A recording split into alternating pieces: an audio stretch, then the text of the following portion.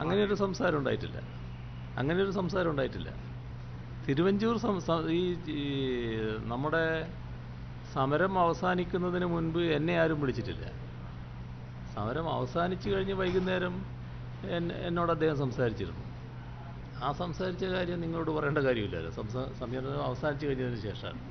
നിങ്ങൾക്ക് ചിലർക്ക് അതൃപ്തി ഉണ്ടായിട്ടുണ്ടോ എന്നൊരു സംശയമുണ്ട്. കാരണം കുറേ ദിവസത്തേക്കുള്ള തയ്യാറെടുപ്പിൽ നിങ്ങൾ വന്നതാണ്. അപ്പോൾ നിങ്ങളെ വെച്ചാൽ നിങ്ങളെ സുഹൃത്തുക്കൾ, അപ്പോൾ അത് ഇങ്ങനെ അവസാനിച്ചു പോയല്ലോ എന്നുള്ളൊരു നിരാശ നിങ്ങൾക്കുണ്ടായിട്ടുണ്ടെന്ന് തോന്നുന്നുണ്ട്. നാട്ടിലെവിടെയും നിരാശയില്ല, നല്ല ആവേശമാണ്.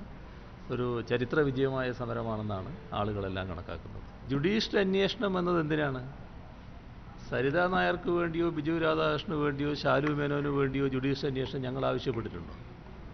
ഞങ്ങൾ ജുഡീഷ്യൽ അന്വേഷണം ആവശ്യപ്പെട്ടത് മുഖ്യമന്ത്രി ഇതിൽ പങ്കാളിയാകുന്നു എന്നുള്ളത് കൊണ്ടാണ്. മുഖ്യമന്ത്രിയെക്കുറിച്ചുള്ള കാര്യങ്ങൾ വെളിച്ചത്ത് വരണമെങ്കിൽ അതിന് ജുഡീഷ്യൽ അന്വേഷണം വേണമെന്നാണ്. അല്ലാതെ ബിജു രാധാകൃഷ്ണൻ സരിതയും ശാലു മേനോനൊന്നും കേസിൽപ്പെട്ടിട്ടുണ്ടെങ്കിൽ സാധാരണ പോലീസ് അന്വേഷണം തന്നെ മതി. അപ്പോൾ മുഖ്യമന്ത്രി ഇതിൻ്റെ പരിധിയിൽ വരണം എന്നുള്ളതിൽ യാതൊരു സംശയവുമില്ല. കാരണം നേരത്തെ മുഖ്യമന്ത്രി പറഞ്ഞതിനോടുള്ള പ്രതികരണം LDF വ്യക്തമാക്കിയതാണ്, മുഖ്യമന്ത്രിയുമായിട്ടൊരു ചർച്ചയ്ക്കില്ല എന്നുള്ളത്.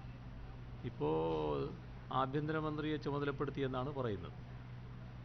അപ്പോൾ അതുമായി ബന്ധപ്പെട്ട കാര്യങ്ങൾ എന്തായിരിക്കും സമീപനമെന്ന്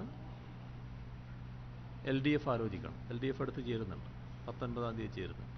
അതുപോലെ തന്നെ CPM സംസ്ഥാന സെക്രട്ടേറിയറ്റ് മെമ്പർ MV ഗോവിന്ദൻ പറഞ്ഞു, അതായത് തിരുവഞ്ചൂർ വിളിച്ചു പറഞ്ഞിരുന്നു മുഖ്യമന്ത്രിയുടെ ഓഫീസിനെ കൂടി ജുഡീഷ്യൽ അന്വേഷണത്തിന്റെ പരിധിയിൽ ഉൾപ്പെടുത്തും എന്ന് പറഞ്ഞതുകൊണ്ടാണ് സമരം പിൻവലിച്ചത് എന്ന് പറഞ്ഞിരുന്നു.